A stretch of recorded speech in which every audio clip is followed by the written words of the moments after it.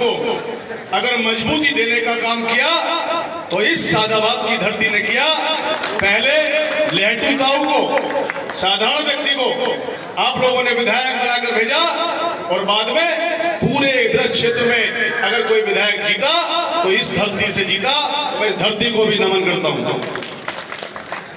आज की सभा के सम्मानित अध्यक्ष जी चौधरी श्याम सिंह प्रधान जी और आपके बहुत ही लोकप्रिय, जिनकी लोकप्रियता की चर्चा यहां से लेकर मुरादाबाद और पूरे उत्तर प्रदेश में इनकी लोकप्रियता और इनकी सादगी की चर्चा होती है, ऐसे आपके विधायक बड़े भाई गुड्डू चौधरी जी, ताली बजाने में कमजोर है।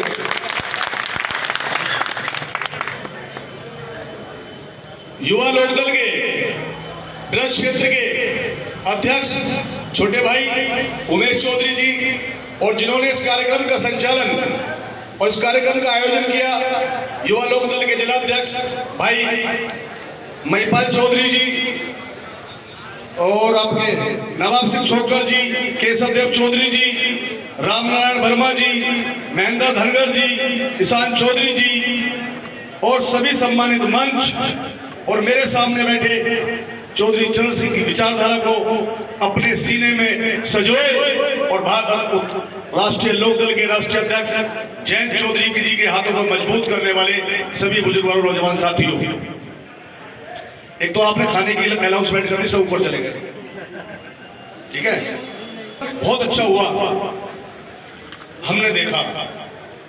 लेकिन सोशल मीडिया के माध्यम से पूरा देश देखता है, ये तस्वीरें सोशल मीडिया के माध्यम से चौधरी साहब तक जाएगी। मेरा निवेदन है एक बार सबको बुलाओ। लोकदल के राष्ट्रीय अध्यक्ष, भारत सरकार में कौशल विकास मंत्री आदरणीय जयंत चौधरी जी को धन्यवाद देना चाहता हूं, जिन्होंने एक बड़ी जिम्मेदारी युवा लोकदल का राष्ट्रीय अध्यक्ष बनाकर मुझे दी। अभी विधायक जी कह रहे थे युवाओं को कि राजनीति में अगर आगे बढ़ना है तो आप कैसे बढ़ सकते हो। इसका उदाहरण मेरे से अच्छा इन नौजवानों को नहीं मिल सकता। मैं एक छोटे से किसान परिवार का लड़का हूं और मैं राष्ट्रीय लोकदल की विचारधारा से प्रभावित होकर लोकदल को ज्वाइन किया 99 में। मुझे पूर्व राष्ट्रीय लोकदल के अध्यक्ष और भारत में भिन्न भिन्न मंत्रालयों के मंत्री रहे चौधरी अजीत सिंह जी ने युवा लोकदल का जिलाध्यक्ष बनाया। मेरी उम्र मात्र 22 वर्ष थी उस समय। मैंने काम किया, मैं लोगों के बीच में गया, छोटी छोटी गोष्ठियां की, मोटरसाइकिल रैली, साइकिल रैली, भिन्न भिन्न ओकेशंस पे छोटे छोटे कार्यक्रम किए। जब तक हमारी सोच छोटे छोटे कार्यक्रम करने की नहीं होगी तब तक हम बड़ा कार्यक्रम नहीं कर सकते। मेरे कार्यक्रमों से खुश होकर चौधरी साहब ने मुझे मंडल अध्यक्ष बनाया। मंडल अध्यक्ष बनाने के बाद मुझे पश्चिम उत्तर प्रदेश का अध्यक्ष बनाया युवा लोकदल का। और 2007 में जब मेरे सामने बड़े बड़े धुरंधर जमींदार और पता नहीं कितने कितने पूंजीपति लोग टिकट मांग रहे थे, तब मुझे 28 साल की उम्र में एमएलए का टिकट दिया और टिकट के साथ मदद भी किया आर्थिक, क्योंकि मेरे पास अपने केवल 1.5 लाख रुपए थे, 1.5 लाख। लेकिन बहुजन समाज पार्टी से एक प्रत्याशी एक समुदाय के खड़े थे प्लस बसपा का वोट और हम एक ही जाति के 4 खड़े थे।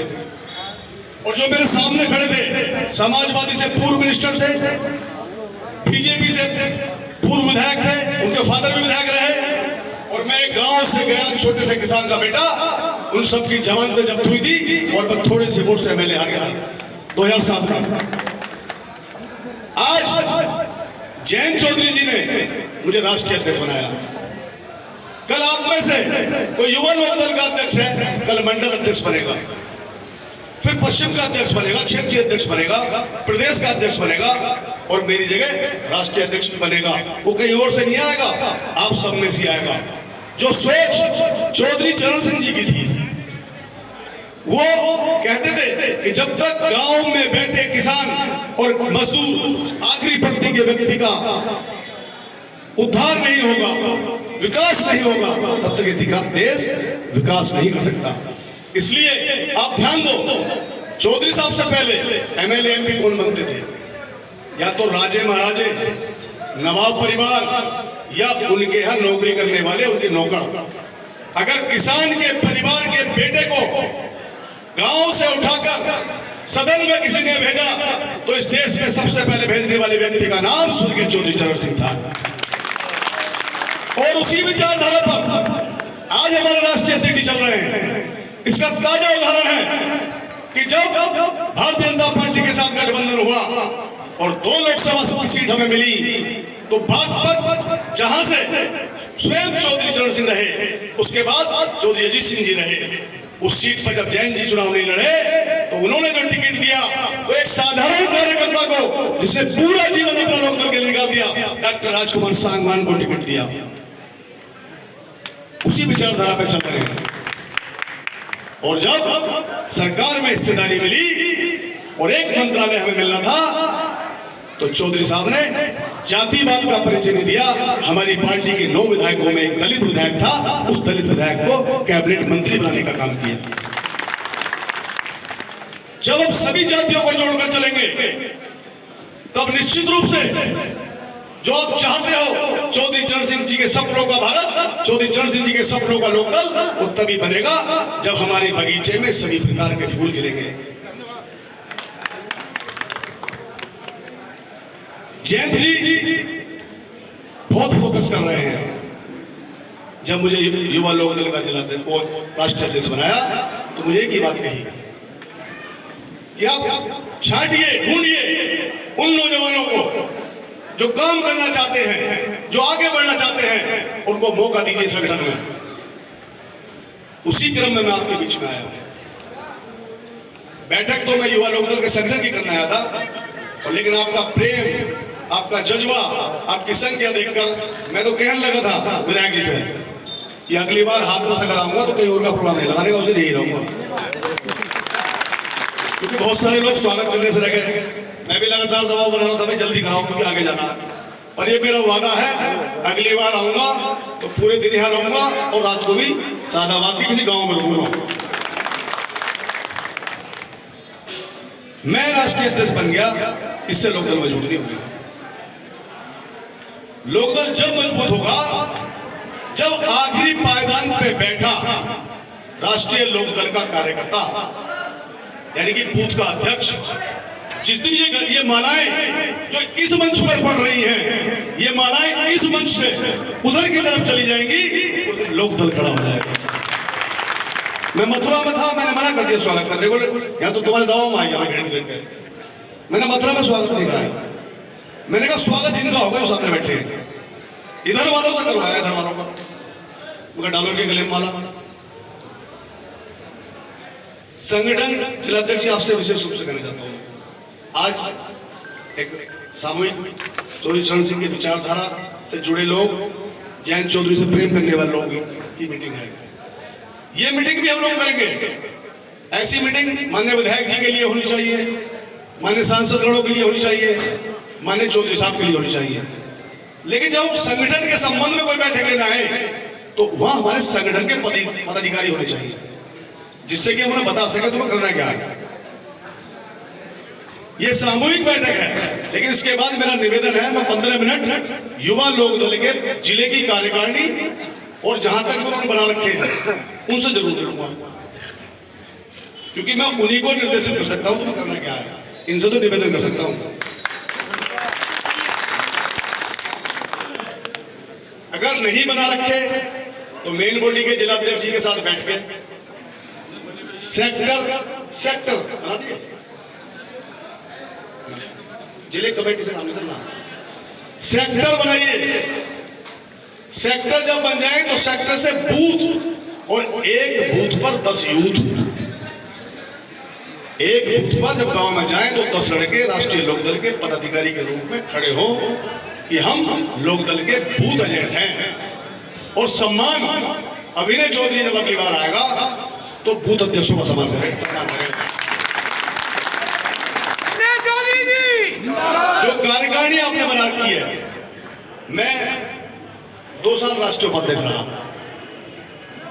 मैं चौधरी साहब से कहता था मैं राष्ट्रीय उपाध्यक्ष हूं, और राष्ट्रीय उपाध्यक्ष बनने के बाद मैं ये कह सकता हूँ, किसी को फोन करके मैं राष्ट्रीय उपाध्यक्ष बोल रहा हूँ। मैं पार्टी के लिए क्या कर रहा हूँ, मैंने पद ले लिया, पार्टी को मेरा क्या फायदा हो रहा, मुझे फायदा हो रहा। आपने जिला उपाध्यक्ष बना दिए, वो किसी को कह रहे मैं जिला उपाध्यक्ष बोल रहा हूँ, जिला उपाध्यक्ष तो बन गए, पार्टी को क्या फायदा हो रहा है? पार्टी को जब फायदा होगा जब आप अपने जिला, जितने भी जिला की कार्यकारिणी है, उपाध्यक्ष हो, महामंत्री हो, सचिव हो, उन्हें चाहे छोटे से एरिया का, जैसे सेक्टर बनेंगे, सेक्टर का इंचार्ज बना दो प्रभारी, वो हर महीने एक बैठक अपने सेक्टर में लेगा, तब वो पार्टी का काम है। तो प्रभारी बना दीजिए, सेक्टर प्रभारी। सेक्टर प्रभारी के साथ साथ एक सेक्टर संयोजक बनाएंगे आप, संयोजक उसी क्षेत्र का होगा, उस सेक्टर का, प्रभारी बाहर का होगा। इसी तरीके से विधानसभा के आपने बना रखे अध्यक्ष, तो विधानसभा अध्यक्ष में भी विधानसभा प्रभारी लगा दीजिए और एक संयोजक लगा दीजिए, 3 लोग हो गए।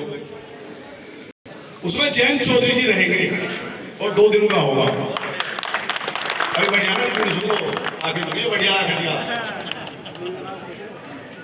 2 दिन का होगा और जहां होगा वहां बाहर गेट पर दरवाजा लगाया होगा, गेट फिक्स्ड सिस्टम की बात कर रहा हूं मैं, रैली की नहीं। अंदर एंट्री उसकी होगी जिसका युवा लोकदल का पद होगा, चाहे वो गांव का बूथ का अध्यक्ष हो, अगर नहीं होगा तो एंट्री नहीं होगी। तो जिन पर नहीं है तो अपने अपने गांव के बूथ के अध्यक्ष बन जाओ, अंदर घोषणा दो। क्या नहीं तो लोकदल की रैलियों में भीड़ खूब आती है और सीट हम एक आधी जीतते हैं। उसका कारण क्या है कि पर्टिकुलर इलाके से बहुत सारी भीड़ आ गई, लेकिन शेष जनपद में, शेष विधानसभा में हमारे कार्यकर्ता नहीं है। हमें वहां कार्यकर्ता डेवलप करने हैं। मुझे अभी कहा गया मेरठ जिले में कि आप एक जिला अध्यक्ष ऐसे बनवा दो। परिवार, कोई भी पार्टी बिना अनुशासन के नहीं चल सकती।